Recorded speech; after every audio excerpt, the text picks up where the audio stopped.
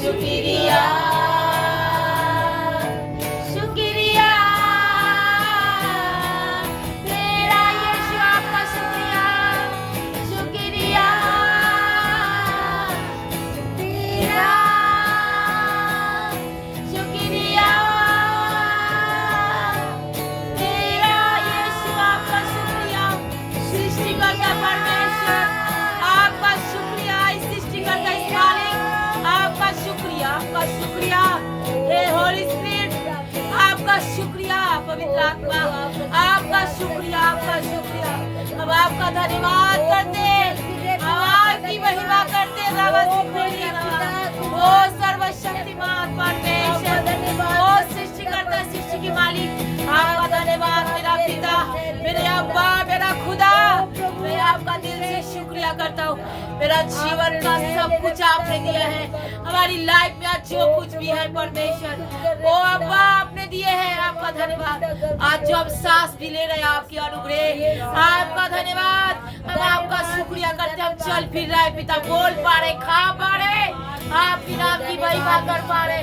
और रवसी खोलिया रवसी खाटा, हमारा हाथ पैर सुंदर है, ओ अब्बा आपने बनाया है। धन्यवाद, शुक्रिया, शुक्रिया आपका मेरा परमेश्वर की शुक्रिया। हम चल पा रहे, उठ पा रहे, बैठ पा रहे, शुक्रिया, आपका धन्यवाद हो। बहुत सारे लोग चल नहीं पाते, बोल नहीं पाते, ओ अब्बा अब बोल पा रहे हैं, चल पा रहे, अब खा पा रहे पिता, आपका शुक्रिया कर पा रहे। आपका धन्यवाद हो, धन्यवाद हो। अपराधों को क्षमा करें, अपने पवित्र लहू से मुझे धोए, मुझे साफ करे प्रभु। आज जो वचन हम सुनने पाए, उसका हमारे जीवन में 100 गुना फल लाइए। हृदय में लिख दीजिए, एक भी वचन हम खोने ना पाए, शैतान चुराने ना पाए। आप मेरी सहायता कीजिए, आप मेरे पवित्र आत्मा के मंदिर बन जाइए, मुझे बनाइए मंदिर। हम आपका धन्यवाद करेंगे पिताजी। वचन से हमसे बात करिए, हमें सुनने वाला बन जाए, विश्वास करने वाला बन जाए। आप मेरी सहायता कीजिए, आपके समान बनाइए। आपने सुनाए, धन्यवाद, आपने किए, धन्यवाद। सारी महिमा आपको दें, उद्धारकर्ता यीशु के नाम से मांगते हैं, आमीन। कई बार समझ में नहीं आता हम धन्यवाद कैसे करें। हम जो यहाँ पहुँच गए उसके लिए धन्यवाद, हम जो स्वर्ग में पहुँचेंगे उसके लिए भी धन्यवाद, हालेलुया। हमारा जो उद्धार हो रहा है उसके लिए धन्यवाद। तो ये सब चीज़ों के लिए हमें धन्यवाद करना चाहिए, आमीन, ताकि हमारा जीवन में और प्रभु काम करे। तो धन्यवाद की बलिदान चढ़ाता है, परमेश्वर की महिमा करता है, हालेलुया। हम लाजर की विषय में थोड़ा सा पढ़ेंगे, लाजर की मृत्यु के, लाजर की मृत्यु के विषय में यीशु के नाम से। यूहन्ना रचित सुसमाचार का 11 अध्याय से थोड़ा सा पढ़ेंगे हम, ताकि लाजर के विषय तुम लोग जान लो, अच्छी तरह सीखो। 11 से हम पढ़े 1 से। मरियम ने उसकी बहन मार्था को गांव बेतनिया की लाजर नामक एक मनुष्य बीमार था, और यह वही मरियम थी जिसने प्रभु पर इत्र डालकर उसकी पैरों को अपनी बालों से पोंछा था। इसी का भाई लाजर बीमार था, अर्थात उसकी बहन ने उसे कहला भेजा, हे प्रभु देख, जिससे तू प्रीति रखता है वह बीमार है। यह सुनकर यीशु ने कहा, यह बीमारी मृत्यु के लिए नहीं परंतु परमेश्वर की महिमा के लिए है, कि उसके द्वारा परमेश्वर की पुत्र की महिमा हो, आमीन।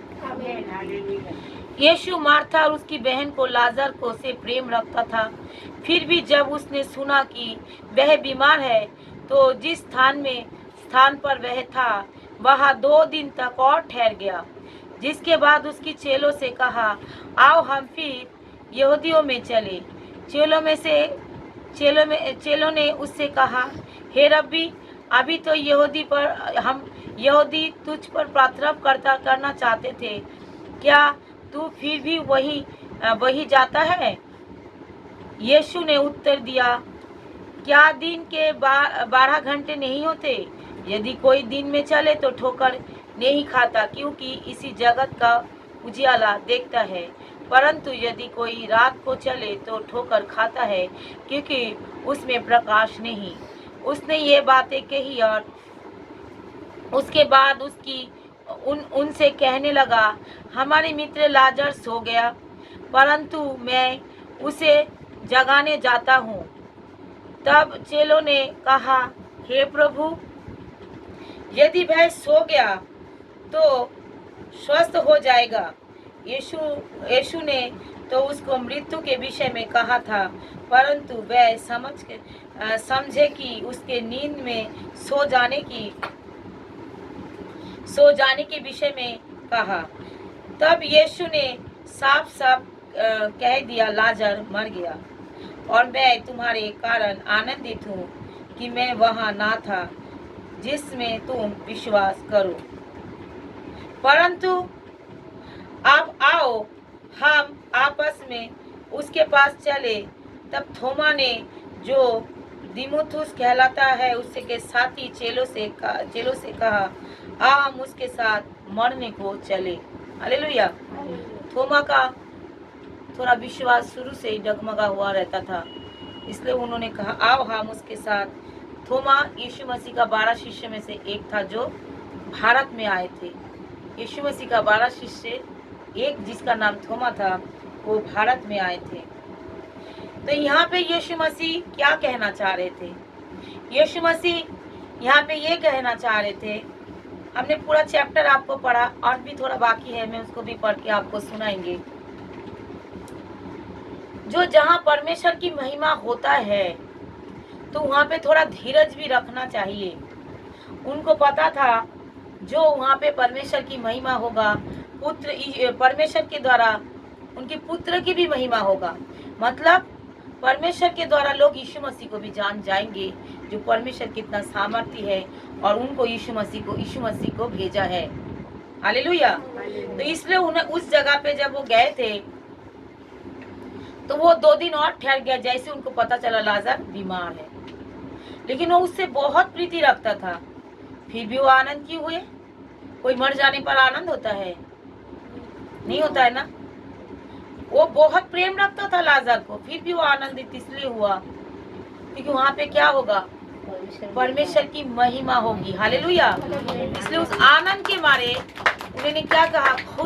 मतलब उस खुशी के मारे उन्होंने आनंद मनाया। उनका अंदर ही अंदर आनंद होने लगा, जो वहाँ पे परमेश्वर की महिमा होगा। मृत्यु तो बस थोड़े की समय के लिए होगा, लेकिन वहाँ पे महिमा युग युग परमेश्वर के लिए होगा।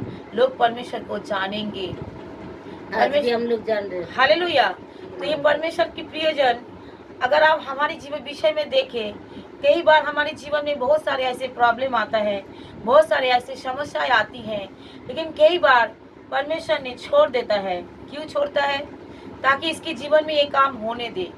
अगर इसके जीवन में अगर ये काम नहीं होगा तो ये कभी भी सच्चाई को नहीं जान पाएंगे, कभी ये यीशु मसीह में कभी भी आ नहीं सकते, कभी भी उद्धार क्या होता है, उद्धार का स्वाद क्या होता है, वो कभी जान नहीं पाएंगे। पाप क्या होता है, स्वर्ग क्या होता है, नरक क्या होता है, वो कभी जान नहीं पाएंगे। हालेलुया। तो इस कारण परमेश्वर बहुत सारी चीजें हमारे जीवन में होने देता है, क्योंकि जो दुख आती है वो नाश होने के लिए नहीं आती, बोले वो दुख हमारे जीवन को पहला एक स्टेप बढ़ाने के लिए आती है। हालेलुया। जो परेशानी आती है हमारे जीवन में नाश होने के लिए नहीं, वो बोलो विश्वास से बोलो कि हमारे जीवन में एक स्टेप को ऊंचा करने के लिए, हमारे विश्वास को मजबूत करने के लिए, हमारी लाइफ को यीशु मसीह में स्ट्रॉन्ग करने के लिए, इसलिए थोड़ा थोड़ा परेशानी आता है। हालेलुया। अगर ये नहीं आएंगे हमेशा सुखी सुख सुखी सुख सुखी सुख, जिसी को कोई जानेगा, कोई यीशु मसीह को जानेगा? कोई नहीं जानेगा। कोई पुनरुत्थान पाएगा? कोई उद्धार पाएगा? कोई नहीं पाएगा। तो सुख के साथ दुख भी होना बहुत ज्यादा जरूरी है। वो दुख किसके लिए होता है? परमेश्वर की महिमा के लिए। हालेलुया। तो हर चीज जो होता है ये हमारी अच्छाई के लिए होता है। तो इसीलिए यीशु मसीह इस बात को उनको बताना चाहते थे, इसलिए यीशु मसीह बड़ा आनंदित हुए और उसने कहा, तब वहां पे यीशु ने उत्तर दिया, जो क्या दिन के 12 घंटे नहीं होते? 11 का 9 पढ़ रही हूँ। यदि कोई दिन में चले तो ठोकर नहीं खाता, क्योंकि इस जगत का उजियाला देखता है। हालेलुया। दिन परमेश्वर किसको कहना चाहा? दिन परमेश्वर किसको कहना चाहा? मतलब क्या दिन में 12 घंटे नहीं होते? तो तुम दिन ही में चलो, लेकिन रात में कोई लेडीज चलता है तो कोई किडनैपर उठा लिया है, तो रात को चलना ही क्यों है? तो परमेश्वर दो तरीके की बातें किया है, एक तो आत्मिक बातें और एक किया है शारीरिक बातें। उन्होंने कहा क्या दिन के 12 घंटे नहीं होते? आत्मिकता में तो दिन में 12 घंटे नहीं होते, लेकिन शारीरिकता में तो दिन की 12 घंटे होते हैं। हालेलुया। क्योंकि आत्मा में क्या दिन और क्या रात, इतना नहीं घंटे गिने नहीं जाते। लेकिन शारीरिकता में यीशु मसीह शारीरिक बात भी कहा और आत्मा की बात भी कहा। उन्होंने क्या दिन के 12 घंटे नहीं होते? तो तुम 12 घंटे के जो समय है तुम उसमें चलो, तो तुम ठोकर नहीं खाओगे। कह रहे हे रब्बी, अभी तो तेरे पास तो वो लोग पथराव करने के लिए चाहते थे, तू क्यों वहां जाना चाहते हैं? कह रहे उस समय इसलिए पथराव करना चाहते थे। यीशु मसीह ये समझाना चाहा कि उस समय वो पथराव इसलिए करना चाहते थे ताकि उनको समझ नहीं था। उन्होंने कोई मिरेकल अभी तक देखा नहीं। अगर हम दिन में चलेंगे तो हम ठोकर नहीं खाएंगे। अब जब हम जाकर वहां पे मिरेकल करेंगे तो लोग समझ जाएंगे मैं कौन हूँ और कहाँ से आया हूँ। हालेलुया।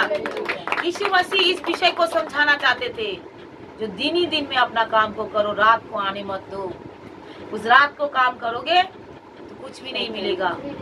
मतलब दिन ही दिन का मतलब होता है अभी प्रभु का शब्द को हम सुन रहे हैं। परमेश्वर की प्रियजन, परमेश्वर की प्रिय संतान, अगर हम परमेश्वर की शब्द को अभी सुन रहे हैं, इसके मतलब ये है तो हम प्रभु के पास आए। हालेलुया।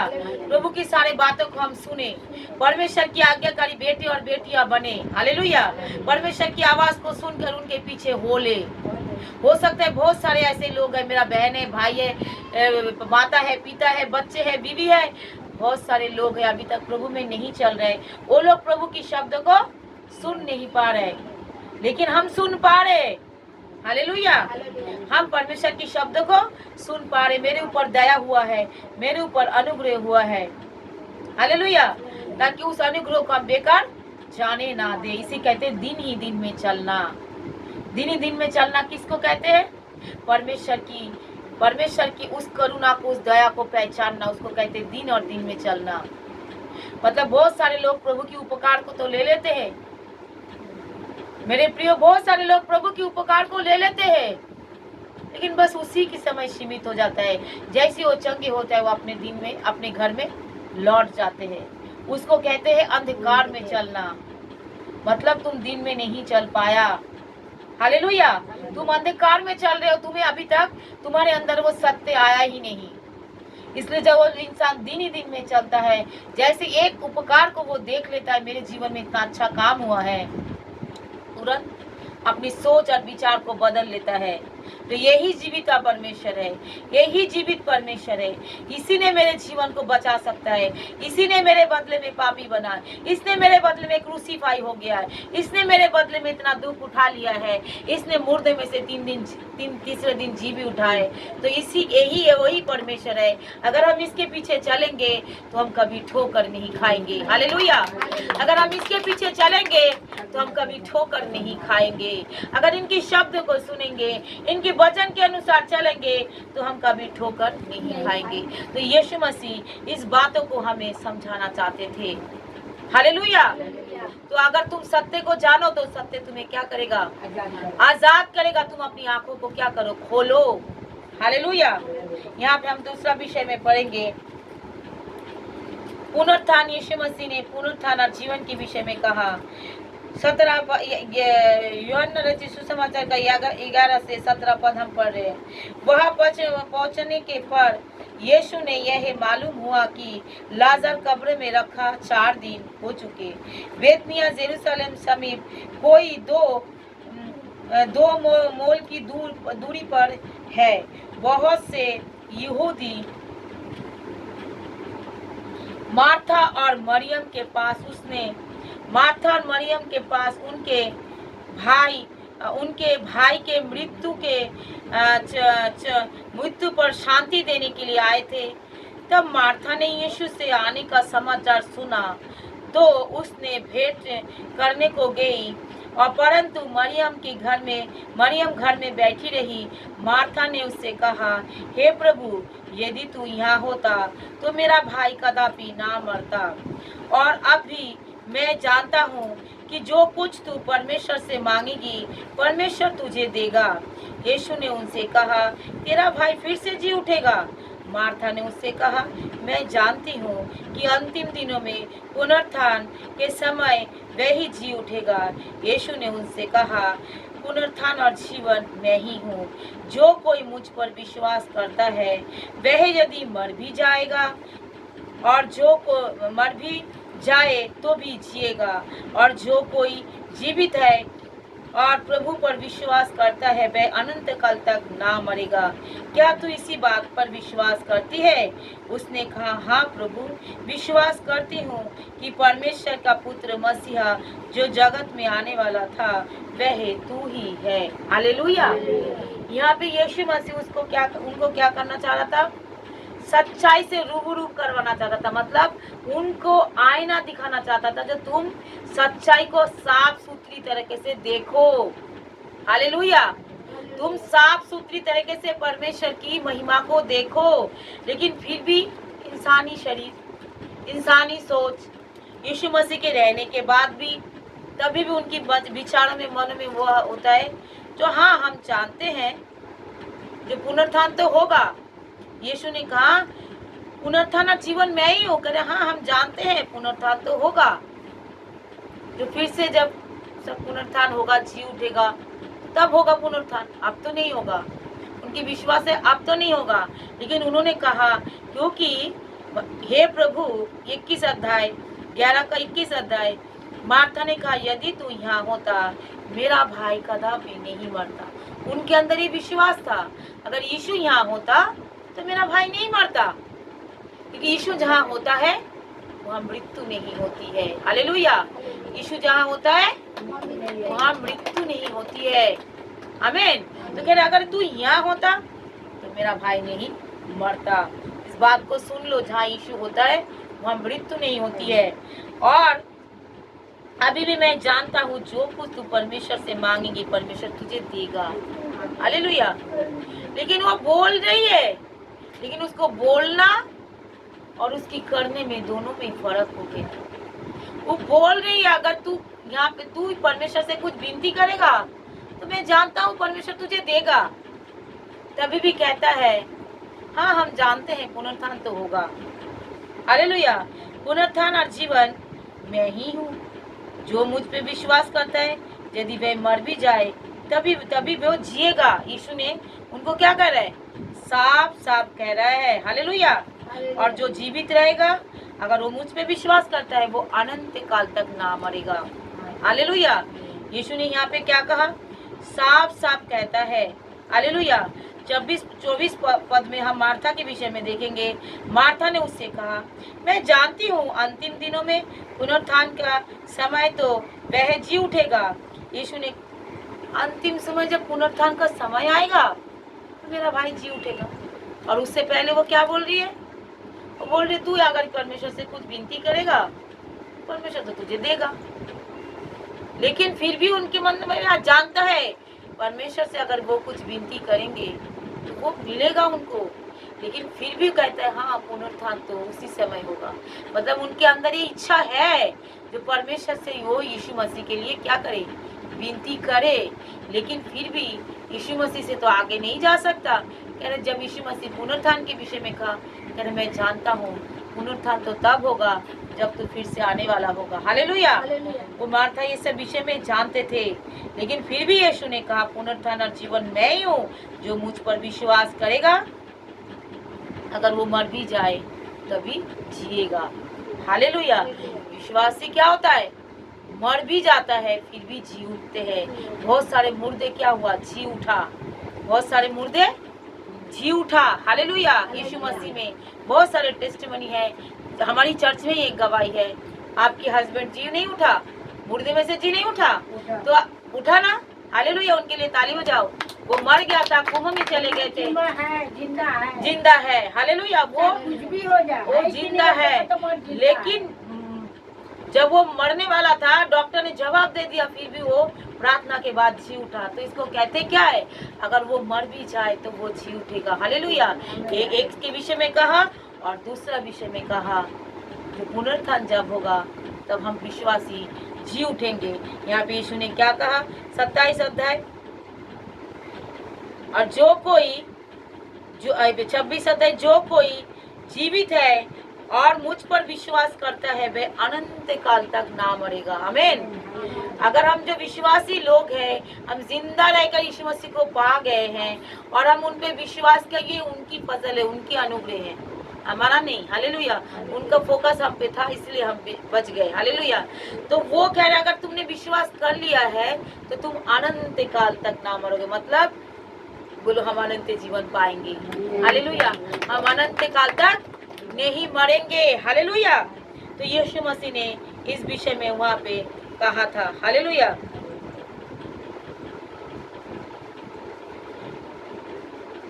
यहाँ पे हम पढ़ेंगे 38 अध्याय और 38 अध्याय हम पढ़ेंगे। यीशु मन में बहुत ही उदास होकर कब्र पर आया और वह पर गुफा में और एक पत्थर उस पर रखा था। यीशु ने कहा पत्थर हटाओ।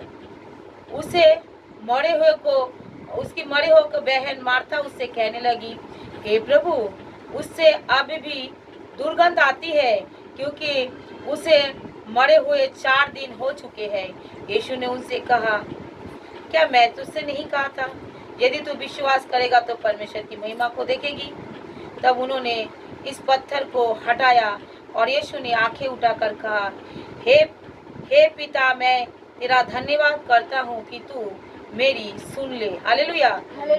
तूने मेरी सुन ली है। क्या बोला उन्होंने? हे पिता, मैं तेरा धन्यवाद करता हूँ कि तूने मेरी सुन ली है। मैं जानता था कि तू सदा मेरी सुनता है, परंतु जो भीड़ आसपास खड़ी है उनके कारण मैंने यहाँ कहा, जिसने कि वह विश्वास करे कि तूने मुझे भेजा है। यह कहकर उसने बड़ी शब्द से पुकारा, हे लाज़र निकल आओ। और जो मर गया था वह कफन के हाथ पांव बांधे हुए निकल आया और उनके मुंह अगोछे से लिपटा हुआ था। यीशु ने उनसे कहा, उसे खोल दो और उसे जाने दो। हालेलुया। क्या कहा? उसे खोल दो और उसे जाने दो। यहाँ पे 11 में 40 में क्या कहा? यीशु ने कहा, मैंने तो उससे नहीं कहा था, यदि तू विश्वास करेगा तो परमेश्वर की महिमा को देखेगा। परमेश्वर की प्रियजन, हमारे मुंह से हमेशा नेगेटिव शब्द ना निकले। ऐसा तो नहीं हो सकता, वैसा तो नहीं हो सकता, ये तो नहीं हो सकता। यदि तुम्हें विश्वास करना है तो परमेश्वर की महिमा को देखोगे। अगर तुम मर भी जाओगे तो क्या होगा? फिर से तुम जीवित उठोगे। अगर तुम विश्वास करते हो अनंत काल तक तुम नहीं मरोगे। ये मेरे यीशु मसीह का वायदा है। हालेलुया।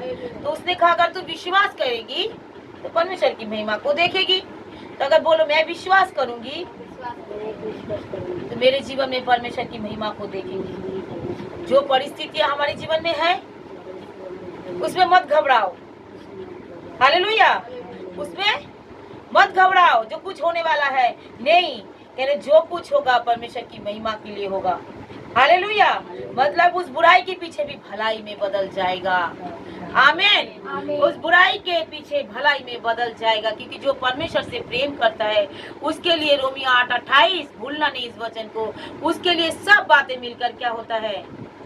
भलाई को उत्पन्न करता है। हालेलुया।